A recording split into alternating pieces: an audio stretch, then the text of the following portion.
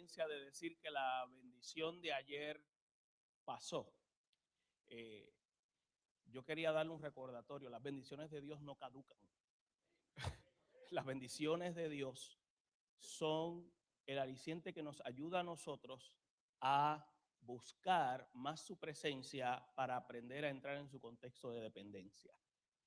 Eso lo digo como un aspecto de corrección, porque utilizamos eso como si las bendiciones de Dios fueran de carácter genérico. Y las bendiciones de Dios no son de carácter genérico, las bendiciones de Dios son de carácter permanente. Dios bendice y aún en nuestra infidelidad Dios sigue bendiciendo. Pero eso no significa que Él nos deja pasar, significa que a veces está queriéndonos demostrar que Él sigue siendo fiel aún en la infidelidad. Bien, a los técnicos, si ya están listos, vamos a tocar un tema que considero que es importante para todos nosotros, incluyéndome a mí, todos los hombres que estamos aquí. Y obviamente el tema está basado en la bienaventuranza. Pero entonces hemos hablado de la bienaventuranza y queremos hablar si la bienaventuranza es un título o es una función. Escuche bien, pregúntese si la bienaventuranza es un título o es una función. Y es una de las preguntas que nos deberíamos plasmar. El segundo aspecto es, ¿quiénes somos nosotros? ¿Somos seguidores? ¿Somos creyentes? ¿O somos discípulos? Son tres cosas completamente distintas. ¿Y por qué los menciono a comienzo de esta forma? Lo comienzo de esta forma porque es que la tarea es que me dieron dos textos basados, uno en el Salmo 84 y uno en el Salmo 112. Y en estos días se ha estado hablando de bienaventuranza como salmo, en la cual, bienaventuranza como en un término que tiene que ver con felicidad, con dichoso. Y eso es cierto. Yo no estoy diciendo que la información que le han dado es la incorrecta. Al contrario, sí es la información correcta. Pero eso es en el lenguaje nuestro. Porque obviamente nosotros no hablamos hebreo, nosotros no hablamos griego. Pero cuando cuando se hizo el acercamiento y dijeron, mira, queremos hablar de bienaventuranza dentro del contexto del libro de los Salmos, eso fue como un golpe, dice, como despierta, tienes tarea que hacer. Cuando se habla de bienaventurados en el Nuevo Testamento, se lo voy a decir con todo el respeto, es una connotación que tiene cierta diferencia con la bienaventuranza del libro de los Salmos. Cuando Jesús le dijo a los seguidores, creyentes y discípulos no eran más que 12, había más de 12. Acuérdese que él una vez mandó a 70 y le dijo a los 70, id, predicad, llevad la paz. Quiere decir que cuando se predica, el mensaje tiene que llevar paz. Le quiso señalar lo siguiente. Hay algo importante, estos tres aspectos. Cuando hablaba allí en el Sermón del Monte, dijo una expresión, bienaventurados. Obviamente él no lo dijo en español. En el escrito griego significa Macarios. Y esa palabra, ese término estaba exclusivamente para los ricos y para los dioses. Porque tenían el privilegio y la capacidad de poder satisfacer sus propias necesidades. ¿Cómo tú le vas a decir a una persona en aquel tiempo que era bienaventurada cuando era pobre y era miserable? Que no tenía, como diríamos en el barrio, donde caerse muerto. Por eso es que esas palabras, a aquellos que estaban allí les impactó. Pero yo no voy a hablar de lo que Jesús le dijo a ellos. Simplemente se lo digo para que analice que el término tiene una connotación mucho mayor, porque cuando nosotros hablamos de felicidad, usted se debería preguntar, ¿qué es felicidad? Usted no vino a Cristo para ser feliz. Usted vino a Cristo para alcanzar la estatura de Él, que es completamente distinto. La felicidad es un ingrediente que se añade dentro del individuo. Por eso es que la Biblia dice, pongo delante de ti la vida y la muerte, la bendición y la maldición. Escoged pues la vida. Eso lo dijo Dios. Por eso es que los medios sociales, la psicología, siempre habla del concepto de ser feliz. La felicidad es temporera. En la Biblia, el término felicidad traducido al idioma español, usted tiene que entonces ver qué es lo que quiere decir en su aspecto etimológico para que usted se dé cuenta que es más profundo de lo que nosotros estamos hablando. La próxima plantilla, por favor. Escuche bien, mire, el Espíritu Santo nos va a ayudar a alcanzar el elemento más elevado de nosotros, el ser hombres. La función del enemigo es querer comprometer nuestra hombría. Y Dios vuelve a hacernos un desafío en este 2019 para poder nosotros encontrar nuestro pleno potencial. La próxima plantilla, por favor. Mire esto, el 2017 se habló de exclusividad. Y eso que se habló de exclusividad, eso no es nuevo. Dios viene hablando de exclusividad desde que Él formó al pueblo de Israel en Egipto. ¿Y usted sabe cuándo se lo dijo? Cuando le dio los 10 mandamientos. Eso es lo que se llama la constitución del pueblo de Israel. Porque Dios habló de 3 formas. Habló a través de los patriarcas, habló a través por medio de Moisés, siendo un elemento, y habla a través de la iglesia. Cuando habló a través de los patriarcas, quiere decir que habló directamente con ellos. Ellos dialogaban con Dios. Pero cuando Dios le entrega los 10 mandamientos, mire esto, le entrega una constitución con unas normas y le dice, de ahora en adelante esta es la forma que nos vamos a comunicar. ¿Usted sabe algo? Dios relativizó su soberanía para presentarse como un Dios moral. Ningún otro Dios ha podido hacer eso, porque los dioses que tienen soberanía, cuando usted va a estudiar de un Dios soberano, los dioses soberanos hacen lo que le da la gana. Ellos pueden engendrar una hija y violarla, pueden mentir como decir la verdad, pero cuando un Dios toma su soberanía y la relativiza para convertirse en un ente moral, quiere decir que quiere entrar en una relación dinámica con sus criaturas y quiere dejarle saber quién es Él, cómo se comporta Él y cuáles son los parámetros de su conducta. La próxima plantilla. Mire esto. Un verdadero hombre es lo suficientemente humilde para siempre acercarse a Dios buscando su consejo. Nosotros hablamos de humildad.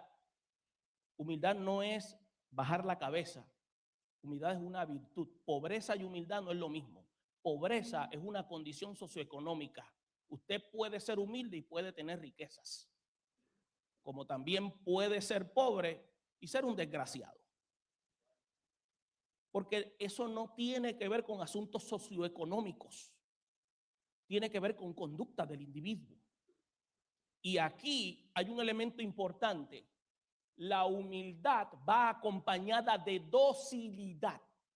La docilidad es lo que le permite al individuo tener un sentido de transparencia para que cuando se presente a Dios, el individuo pueda tener esa confianza de hablarle a Él sin ningún temor. Eso lo permite la humildad a través de la docilidad. Y no puede haber una postración corporal si no hay una postración del alma. Por lo tanto, si usted va atando cabos, analice si bienaventuranza es un título o es una función. La próxima plantilla, por favor. Mire lo que dice el Salmo 84 del 1, puse del 1 al 5, pero en realidad del 4 al 5. Para mí es del 1 al 5 porque fue el análisis que yo hice. En una ocasión alguien me preguntó que dónde yo había conseguido la Biblia. A mí me llamó la atención que ¿por qué? Porque nadie se puede conseguir una Biblia. A mí dice, no, porque la tuya dice cosas que el mío no dice. Y dice, bueno, pues cada cual trabaja con la Biblia distinto. Pero fíjese lo que encontré en el libro de los Salmos. Mire, bienaventurados los que habitan en tu casa, perpetuamente te alabarán. Y nosotros cuando leemos nunca decimos la última palabra, Selah. Nunca la decimos, nunca, nunca. Bienaventurado el hombre que tiene su fortaleza en ti, en cuyo corazón están tus pensamientos. Mire, cuando dice Selah, usted sabe lo que quiere decir. Deténgase y escuche. Reflexiona, analiza. ¿Sabe por qué? Porque cuando habla de reflexionar, también habla de que hagas introspección. ¿Qué es introspección? Quiero ver cuáles son mis intenciones y qué me motiva para llevarme a hacer lo que hago. Mire lo siguiente. La poesía hebrea en realidad, en comparación con la poesía romana y la poesía griega, no es igual, incluso la poesía oriental, porque no riman las frases, sino que riman las ideas. Por eso es que cuando usted lee los salmos, mucha gente los lee, pero a veces los lee, pero no entendemos lo que estamos leyendo. Por eso es que cuando usted lee un salmo, tiene que darse cuenta que usted no va a encontrar en el salmo, va a encontrar en ellos rima, no tiene una connotación artística en ella. Por eso es que cuando el Espíritu Santo hablaba en aquel tiempo, la palabra profética venía obviamente por los profetas, pero los salmos, no, la mayoría de ellos no vinieron por músicos ni por cantantes.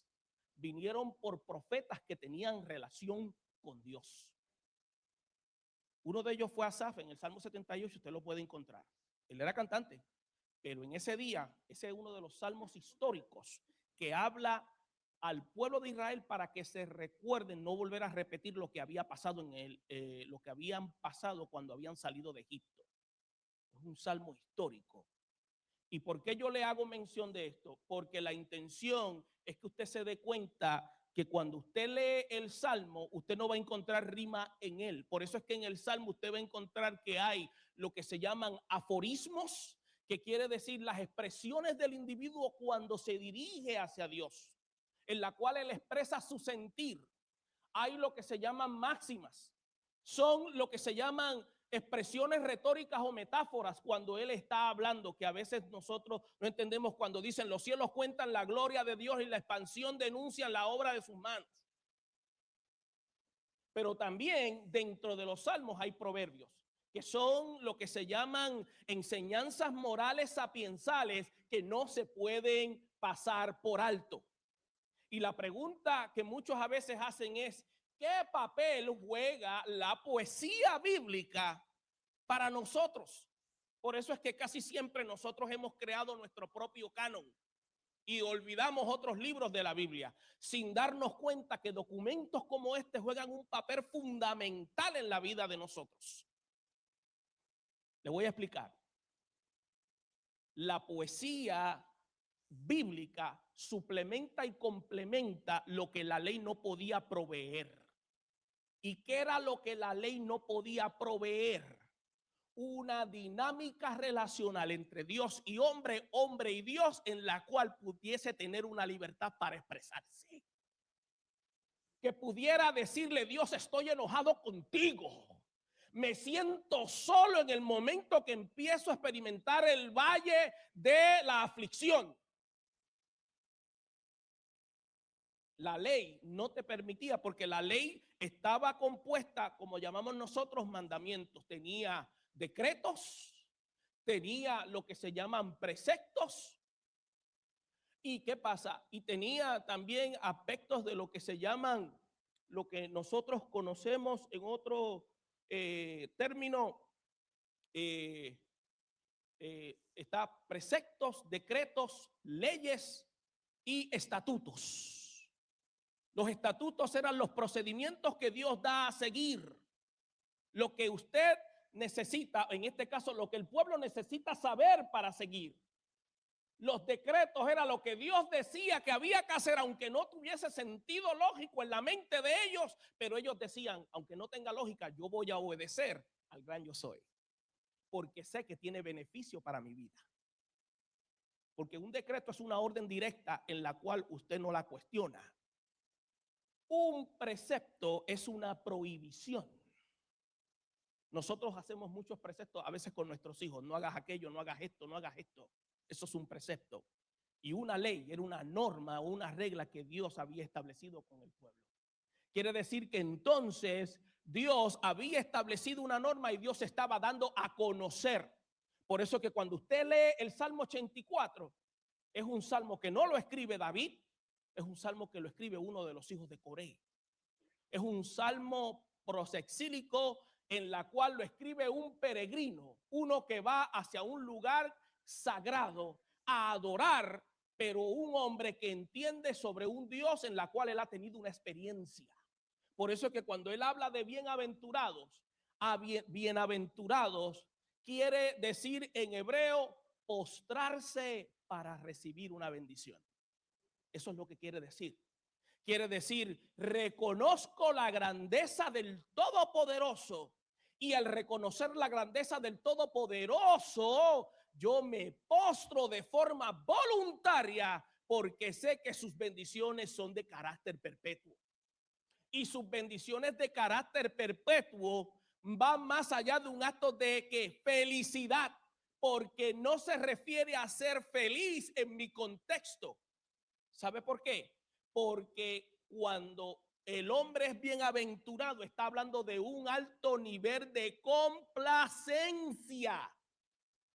Complacencia significa un alto nivel de satisfacción que usted experimenta desde su ser y lo expresa de manera corpórea. La felicidad de que nosotros hablamos, nosotros tratamos de suplirla basado en necesidades materiales.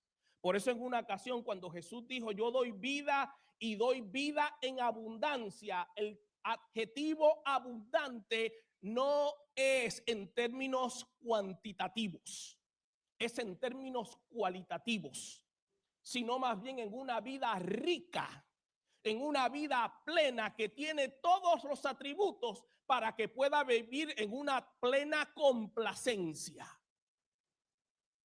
Y como tiene una plena complacencia, aún en el momento adverso puede refugiarse en la esperanza divina.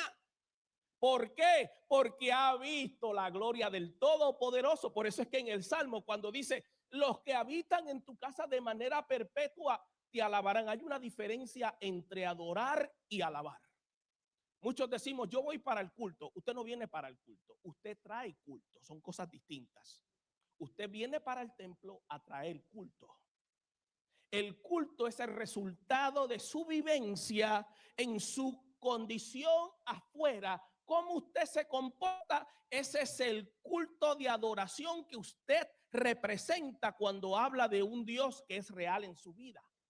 Y cuando usted llega aquí, usted se reúne con los hermanos en armonía y habla de ese Dios y de esos atributos del poderoso, pero también habla de sus hazañas. Ahí es donde usted habla y alaba a Dios. Por eso es que usted adora a Dios por lo que es y le alaba por lo que él hace. Por eso es que hay que tener un concepto claro de lo que eso significa. Por lo tanto, cuando dice aquí, hombre que tiene su fortaleza en ti, quiere decir que ha depositado su fidelidad en el Todopoderoso. Y cuando dice corazón, corazón no se refiere en el término occidental al músculo cardíaco, porque el músculo cardíaco es incapaz de pensar. A veces decimos, yo lo siento aquí en mi corazón. Eso, con todo respeto, es un disparate, y máxime cuando nos referimos a la fe cristiana, pero sabemos que en el contexto cultural no está mal. Yo estoy hablando en un contexto académico.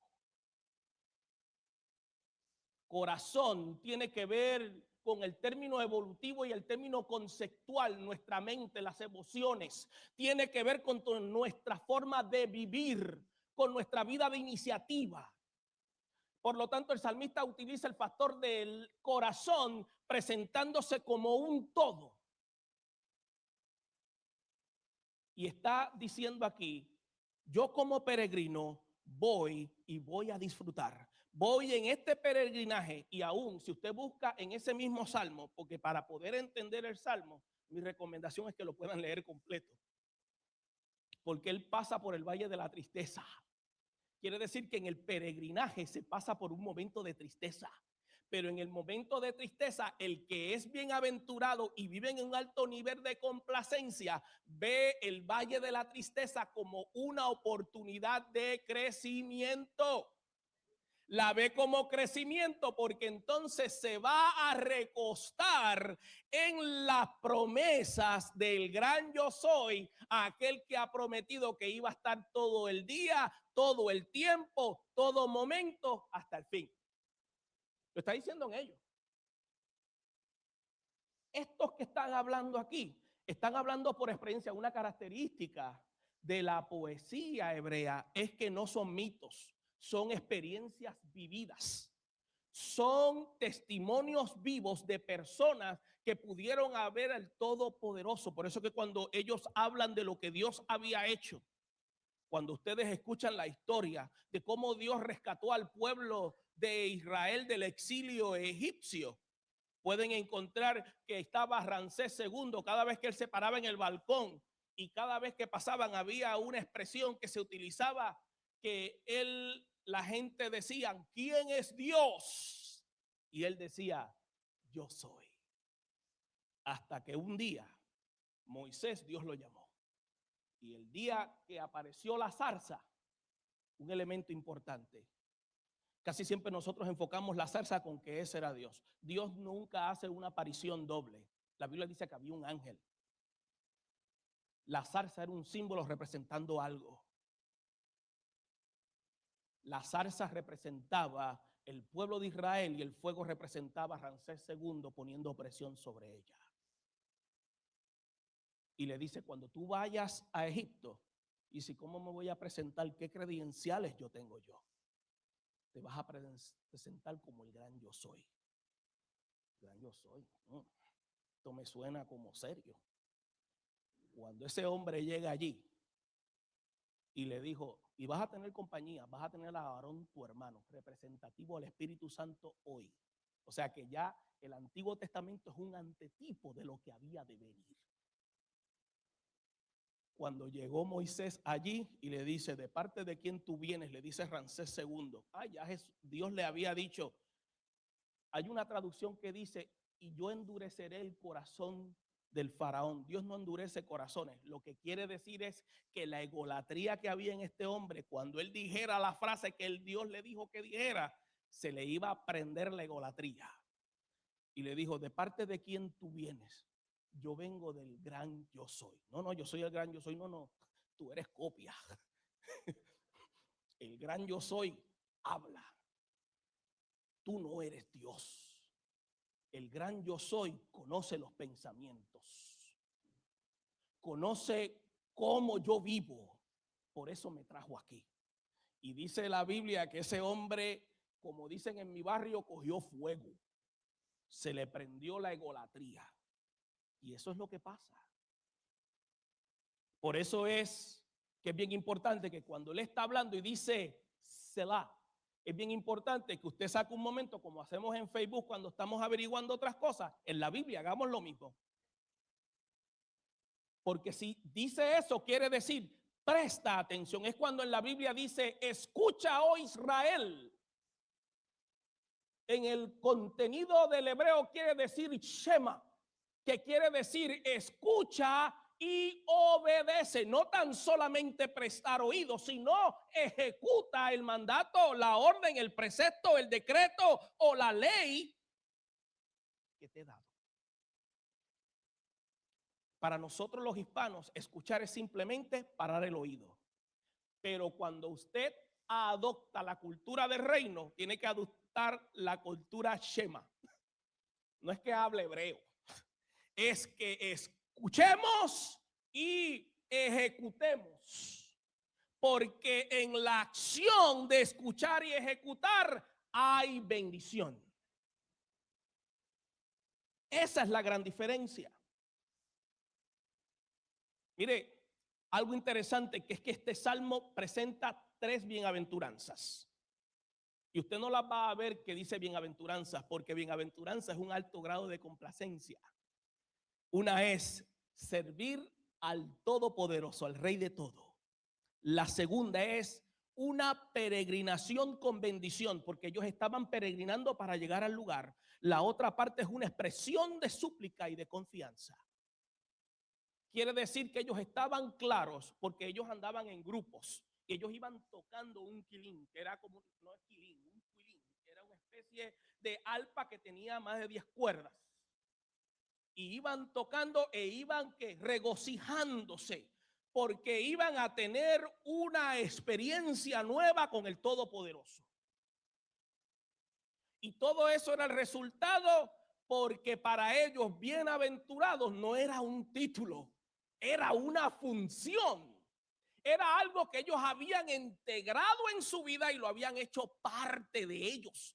Y como lo habían hecho parte de su vida, ahora se había convertido en su personalidad.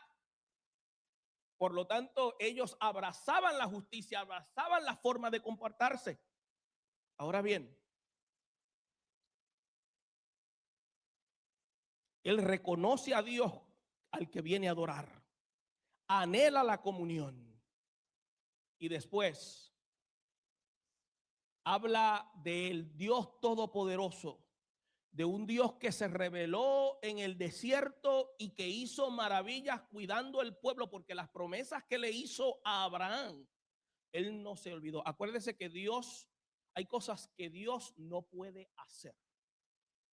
Dios, escuche bien para que cuando diga digo no digan que diga Diego. Hay cosas que Dios no puede hacer. Dios no puede ser un ser que actúe de manera inmoral.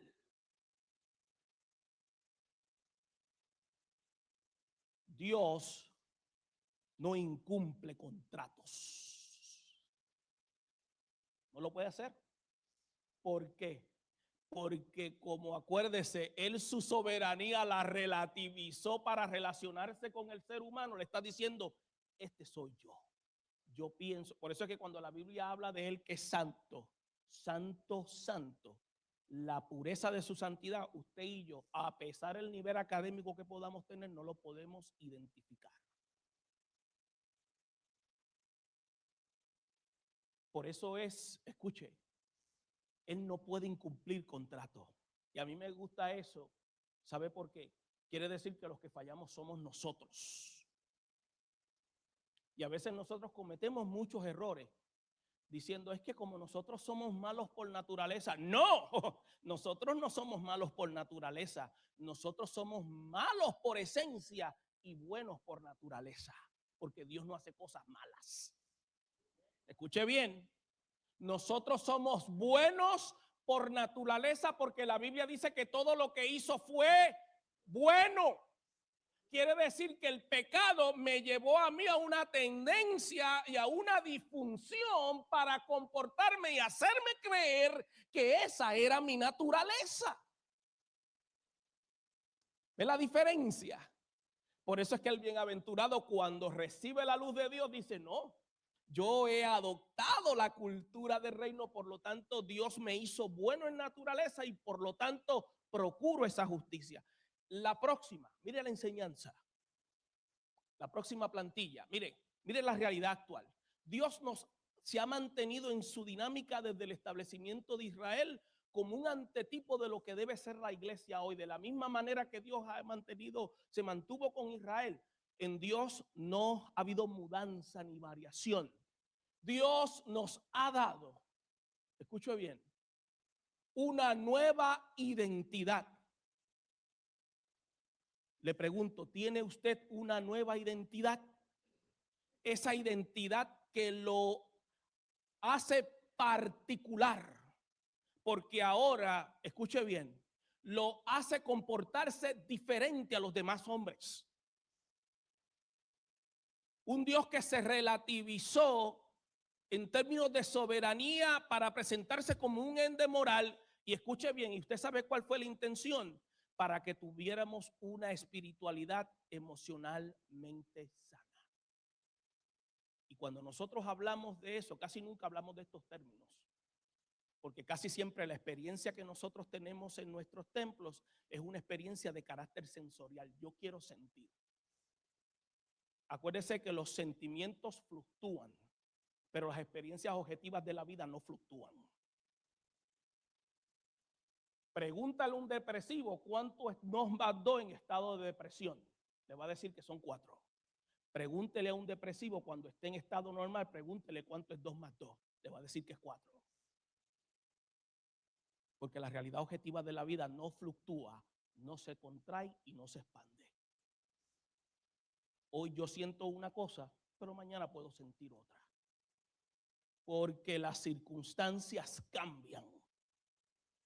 Y cuando las circunstancias cambian, acuérdese una cosa, los seres humanos nos movemos por percepción. Dios no se mueve por percepción, Dios se mueve por realidad. La percepción nuestra se convierte en una realidad cuando comenzamos a interactuar con los otros. Por eso es que tenemos prejuicios, conceptos erróneos hasta que no interactuamos.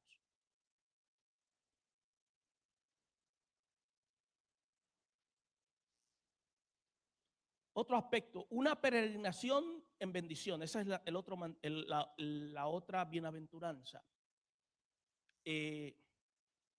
La peregrinación a través de este salmo le permitía a estos hombres ver su impotencia, ver su debilidad y ver su vulnerabilidad.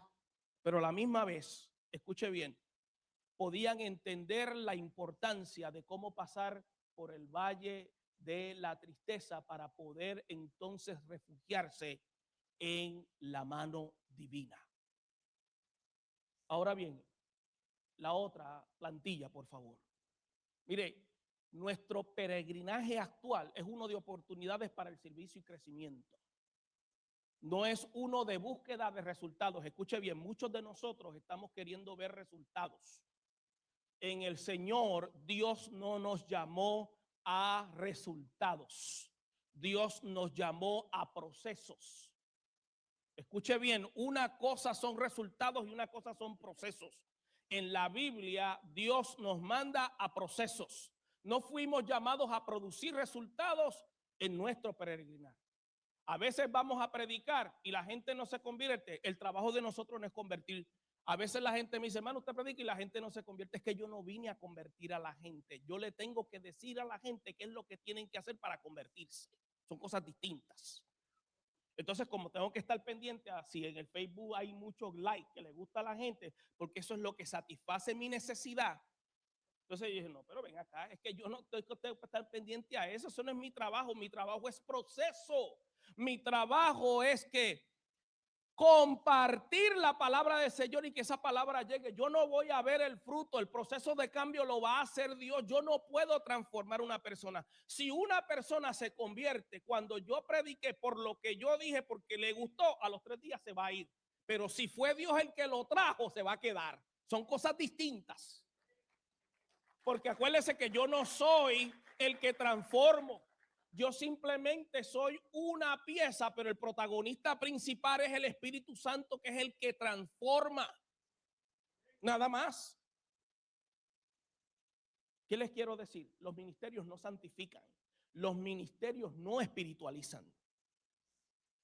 Los ministerios nos ponen debajo de la iglesia para servir. Por eso es que en algunos lugares tienen el concepto de que pastores, evangelistas itinerantes, maestros parecen aristócratas. Los tratan como si andaran con una aureola apostólica. ¿Entienden? Y hay personas que cuando usted va a hablar al hermano, ¿por qué me tocó? A mí nadie me toca. A mí nadie me toca. Ah, pero si le va a dar una ofrenda, eso sí lo coge. ¿Se da cuenta?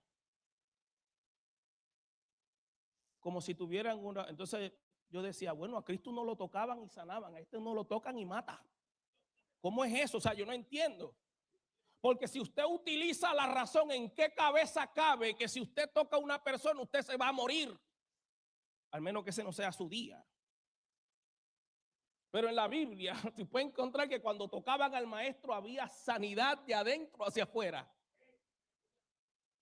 Y hay gente que desaparecen de los púlpitos como David Copperfield. Como si fuera un espectáculo. Al que le gusta eso, magnífico. Yo no sé si Pablo tenía guardaespaldas, ni me interesa. Yo no tengo guardaespaldas, una porque no tengo chavo, y la gente cuando me vea me dice, ¿quién le va a hacer caso a ese negro? Nadie le va a hacer caso. Por lo tanto, yo ando con toda la tranquilidad y brisa del Caribe, porque yo pienso que el día ya está para mí marcado. Lo que tengo es que estar procurado que pueda vivir bajo la función de una vida bienaventurada. Que cuando llegue la muerte, escuche bien, la muerte no es extinción de la vida, la muerte es transición de la vida. Por eso es que el bienaventurado, escuche bien, el bienaventurado tiene un concepto diferente de lo que es Dios. Cuando nosotros hablamos de vida eterna, nosotros pensamos que vida eterna es vida que no se acaba. Y eso no tiene nada de particular, porque la vida de cristianos y no cristianos no se extingue. La muerte no extingue la vida, más bien la muerte transforma la vida. La pregunta que nos deberíamos hacer es, ¿qué es vida eterna en las Escrituras? Vida eterna es vida con Dios, es vida de relación íntima con Dios. Vida eterna es que si tú estás pelado, no tienes dinero, te encuentras un limón, búscate un poquito de hielo y hazte una limonada, eso es vida eterna. Porque es lo que tienes, pero le das gracias a Dios por la limonada. Que lo que tienes es un poquito de llame y no tienes bacalao para comértelo, y lo que tienes es un poquito de aceite de motor para echárselo, gloria a Dios.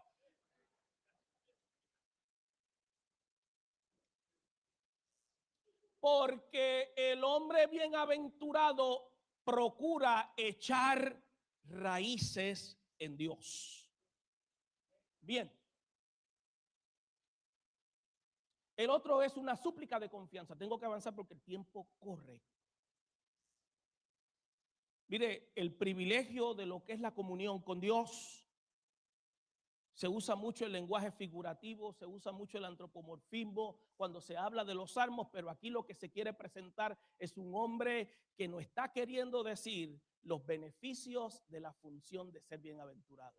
Por eso analice bien, ¿somos seguidores, somos creyentes o somos discípulos? Ya mismo lo vamos a describir. Ok. Realidad actual número 3, por favor. El ser un hombre bienaventurado no está plasmado en que Dios cumpla nuestras expectativas, milagros, caprichos materiales, los cuales identifico como una bendición cuando detrás de todo eso he utilizado la mentira y el fraude. Escuche bien, Dios me bendijo, pero cuando yo fui allí para que me fuera a chequear el médico, yo fui con un bastón y me puse una de estos, porque nosotros pensamos que tenemos que ayudar a Dios porque hay cosas que Dios no sabe. A mí se me había olvidado que Dios padece de Alzheimer. Entonces, creo, y después soy tan descarado que vengo aquí y digo, Burgo, Dios me bendijo. ¿Cómo que te bendijo? Sí, fui allí. Dios me bendijo. Me dieron todos los beneficios que yo necesito. ¿Y que le dijiste? Porque tenía la pata rota, que tenía esto, pero tú no tienes eso, tú estás como un cañón, tú estás un negro duro. Pero tú sabes que, mire hermano, cómo usted puede, el Dios que relativizó su soberanía, no invita a los suyos a mentir ni a cometer fraude. Les dice, yo soy el que soy, y si tú dejas que yo maneje tus asuntos, mi bendición es una que no se te irá como agua entre las manos. Por eso es que la bendición de Dios, no, en ella no hay tristeza, porque proviene de Él. Cuando yo trato de poner la mano, mire, esa bendición no es lo que yo, es simplemente great value, no es original. Usted sabe lo que es eso, ¿verdad? Es una copia. Puede saber bien, pero no es original. Ser bienaventurado va más allá de ser dichoso, feliz. Quedaría una definición vacía si esta no se incluye el contenido relacional.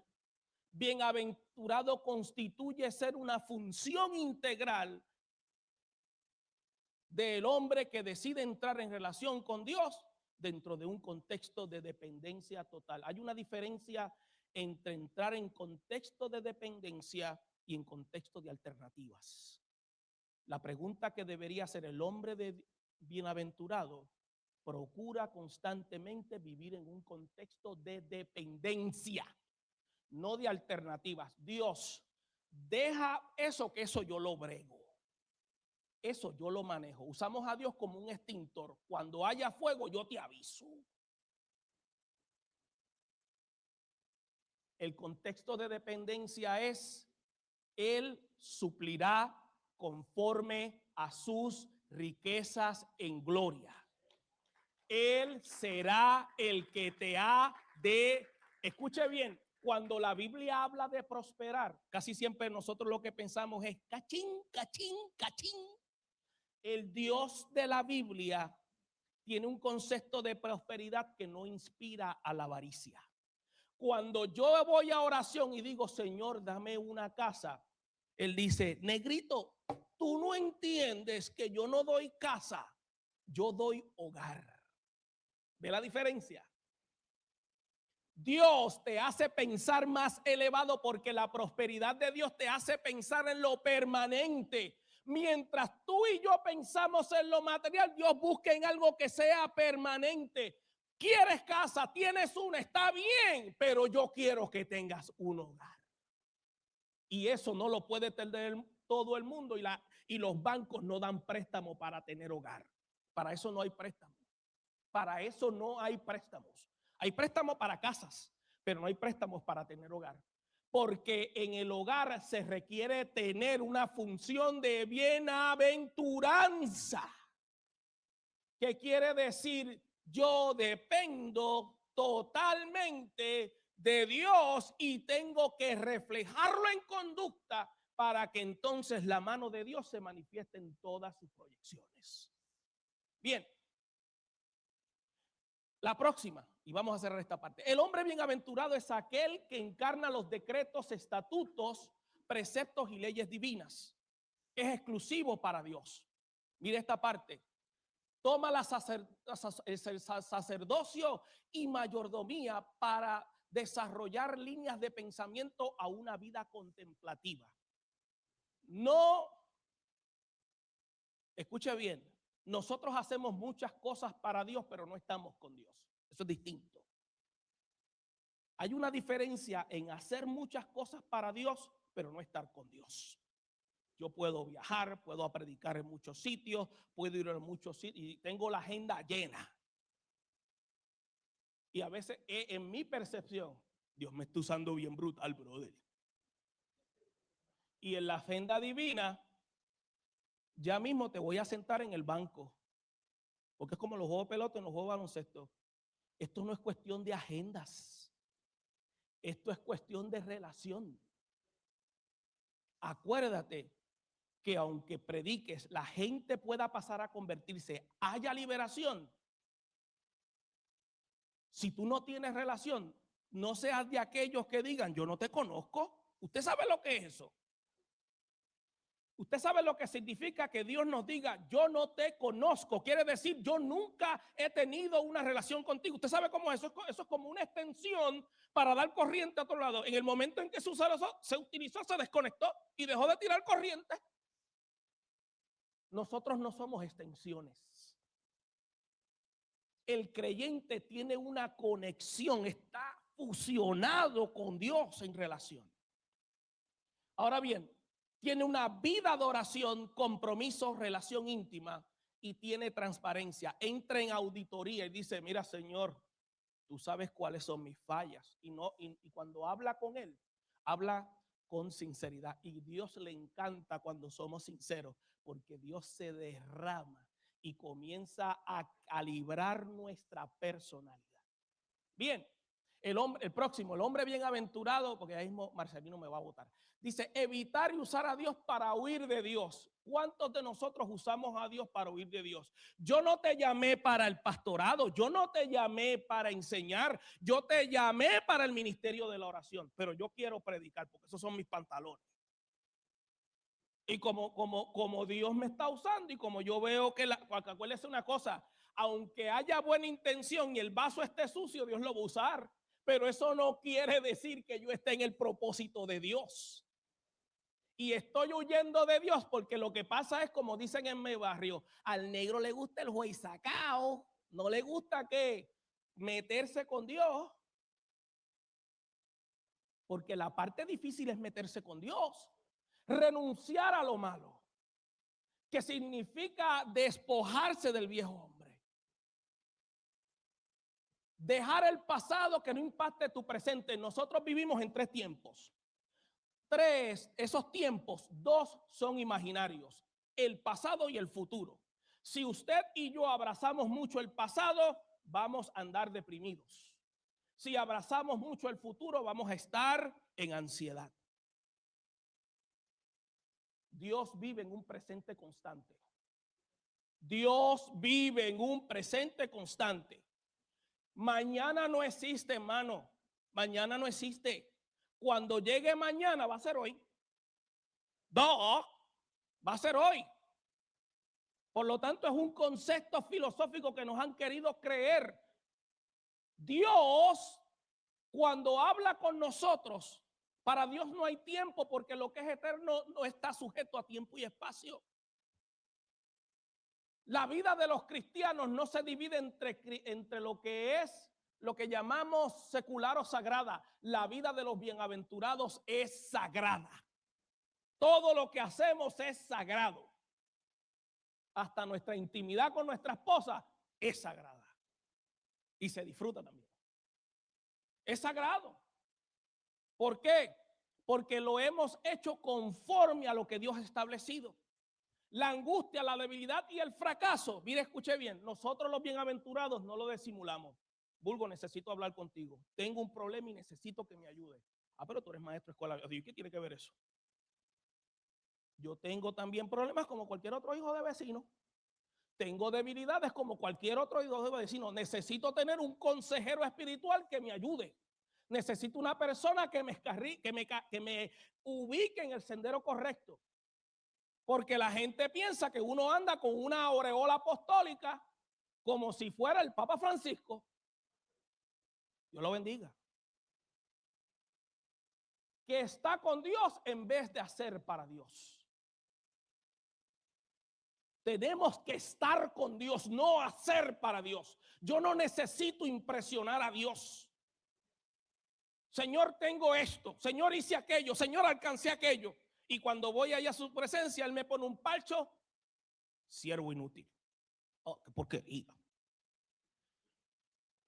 Porque yo lo que quiero es satisfacer mi ego. ¿Entiende? Vamos para el próximo y vamos a cerrar ya mismo. Mire la otra parte. Seguidores, creyentes o discípulos. Ese es el segundo versículo porque esa fue la asignación que me dio Marcelino. Bienaventurado el hombre que teme a Jehová. La pregunta que tenemos, ¿quiénes somos nosotros? ¿Es usted un seguidor? ¿Es usted un creyente o es usted un discípulo? Mire, cuando Jesús tenía su ministerio, habían seguidores, habían creyentes y habían discípulos.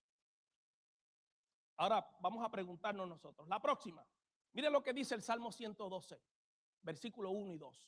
Bienaventurado el hombre que teme a Jehová y en sus mandamientos se deleita en gran manera. Su simiente será poderosa en la tierra, la generación de los rectos será bendita. Esto es un salmo anónimo, no sabe quién se escribió. Hay algo interesante, pero es un salmo acróstico. Obviamente es un acróstico, quiere mencionar en otras palabras, escuche bien.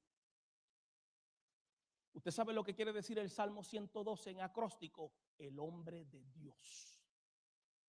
Yo no sé por qué Dios inquietó al hermano a hablar sobre eso, pero eso es lo que quiere decir el Salmo 112. El hombre de Dios. El hombre de Dios que manifiesta su carácter en comparación al hombre que no tiene a Dios. Lo que pasa es que utiliza el alfabeto hebreo. Nosotros no usamos el alfabeto hebreo. Escuche bien. y cómo el hombre ordena su vida al patrón divino. Ahora bien, cuando está hablando aquí en el 112, este salmista demuestra que él intima con Dios con corazón, con alma, mente y fuerza. Quiere decir que lo hace con conducta, lo hace con una intención voluntaria y quiere decir que sus pensamientos están canalizados constantemente en él para no errar en camino de pecado.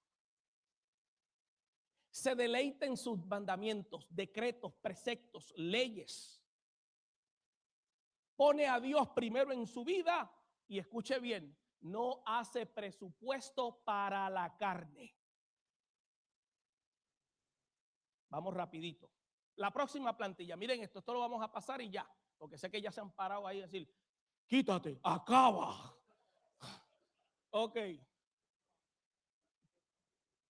Estaba yo en una iglesia y había un hermano predicando y llevaba 1 hora y 45 minutos y pasó un hermano dando vueltas y cuando se acerca le hace, ¡acaba!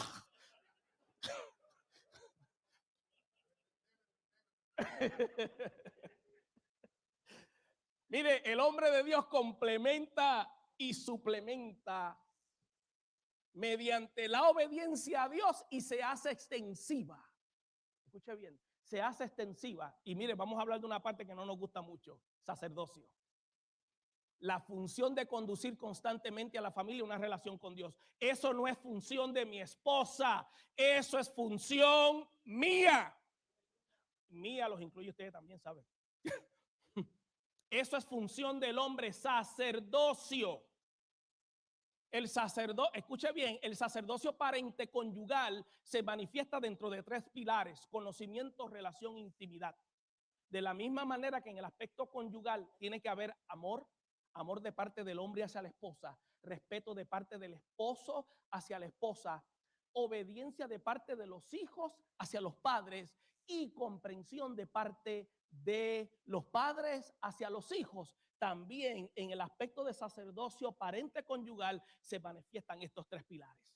Eso lo hacen aquellos que deciden ser en la función de bienaventurados. El sacerdocio parente conyugal no caduca. Ahora hay una modalidad, la gente quiere ser amigo de los hijos. Yo no tengo una tarjeta que me diga que mi título de padre expira en el 2020. Mis hijos, aunque tengan 90 años, siguen siendo mis hijos.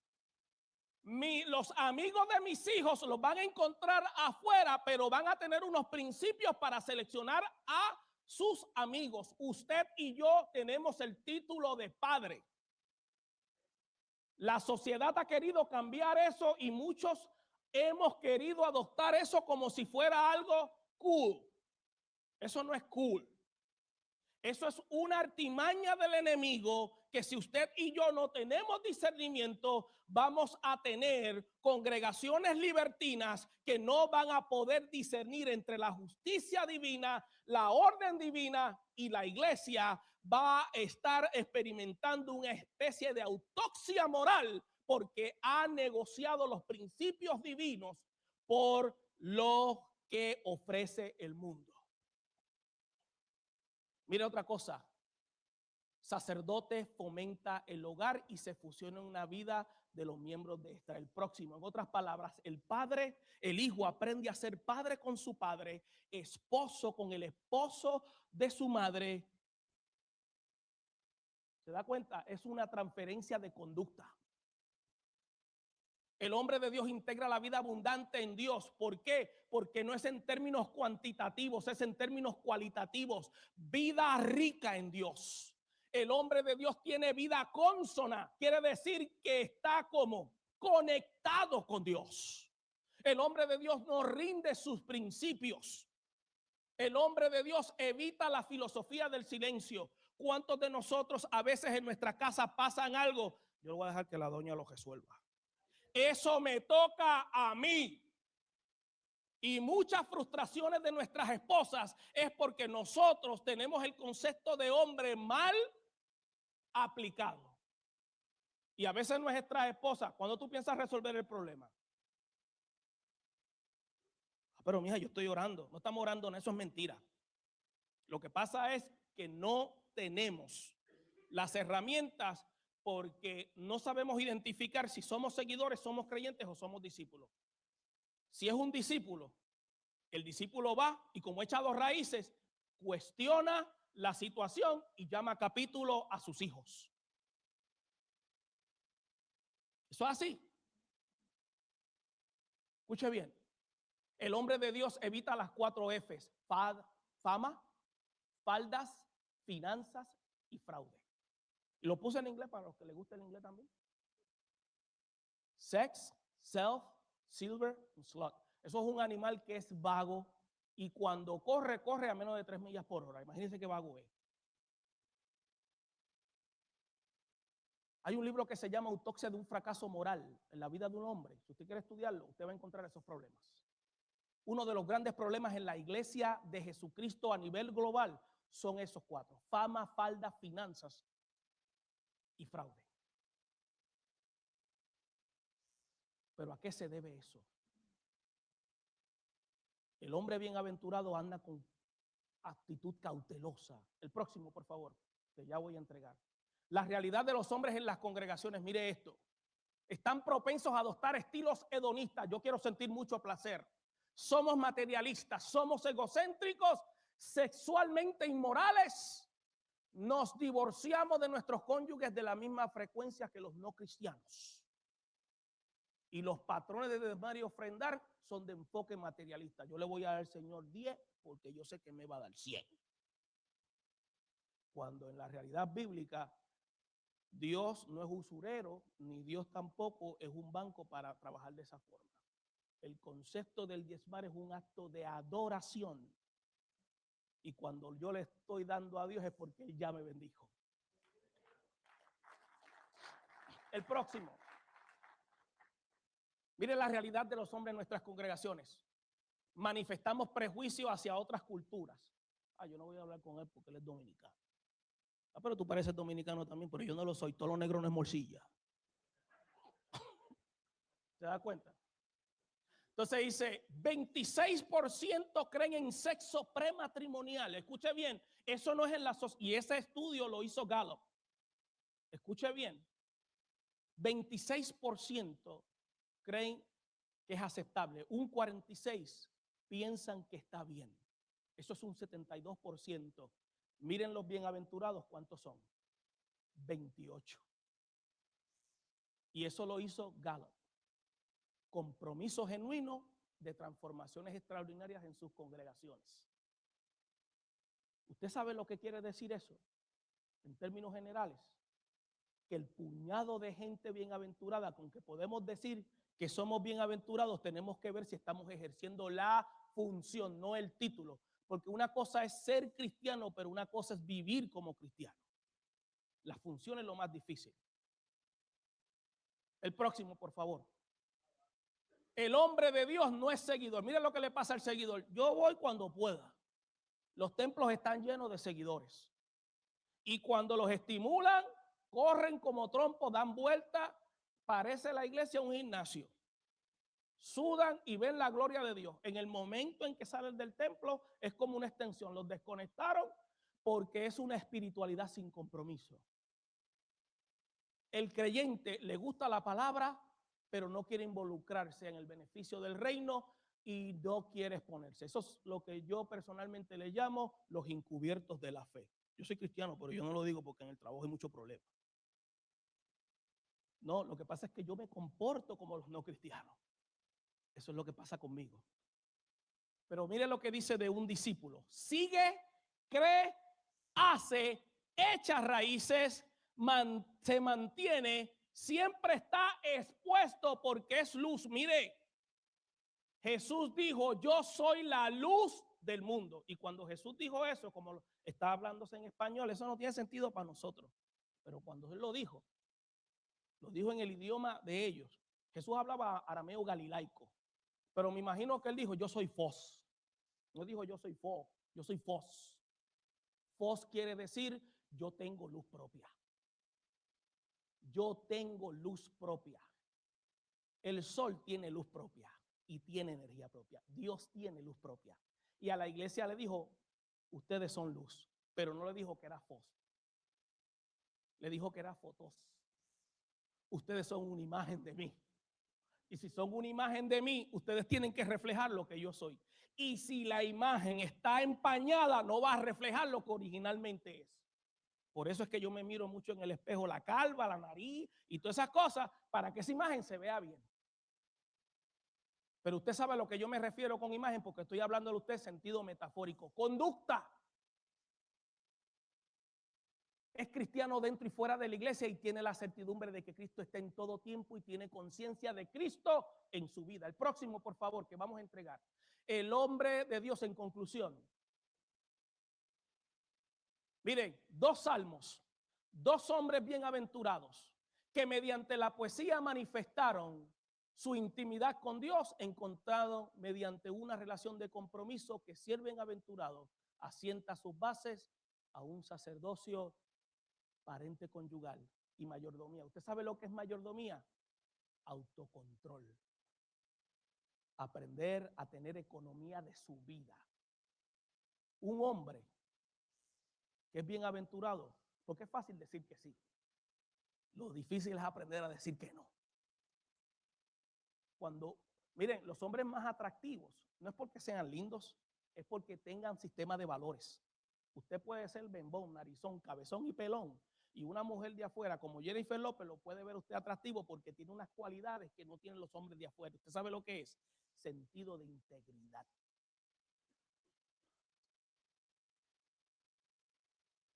Y cuando personas así se acercan, usted puede decir, no, yo soy cristiano y soy un hombre casado. Respeto a mi esposa, porque ahí es donde se demuestra el carácter. ¿Se da cuenta? Y cuando Dios ve eso, esa es una adoración en espíritu y en verdad. Esa adoración es espíritu y en verdad, porque ahí es donde se prueba si uno es bienaventurado. Y dice, esta conferencia 2019 es una de desafío en cuanto a nuestra postura de fe. Ser bienaventurado no es un título, sino una función que lleva al individuo a no ser un seguidor o un creyente, más bien un discípulo que sigue, que cree y que hace para ser un ente, escuche bien, catalizador, que quiere decir un agente de cambio en las manos del gran yo soy. Muchas gracias.